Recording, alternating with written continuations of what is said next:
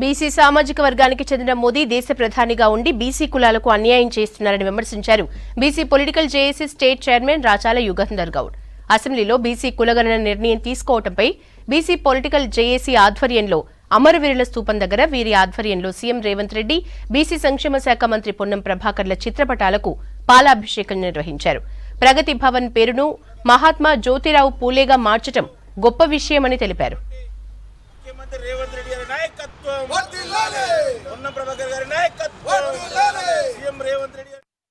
93 సంవత్సరాలుగా ఈరోజు బీసీ కులగణన చేయాలని చెప్పి బీసీలు ఉద్యమిస్తున్నప్పటికీ ఏ ప్రభుత్వాలు కూడా ఈరోజు పట్టించుకున్న పాపాన పోలే.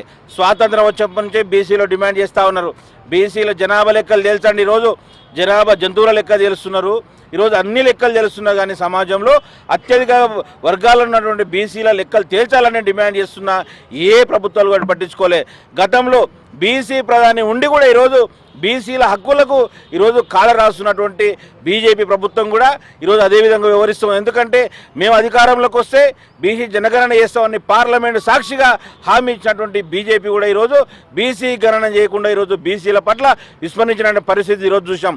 కానీ ఈరోజు మొన్నటి ఎన్నికల్లో హామీ ఇచ్చింది కాంగ్రెస్ పార్టీ, హామీ ఇచ్చి మేనిఫెస్టోలో పెట్టింది మేము అధికారంలోకి వస్తే బీసీ గణన నిర్వహించి తీరుతామని చెప్పి ఈరోజు ఎన్నికల మేనిఫెస్టోలో పెట్టింది.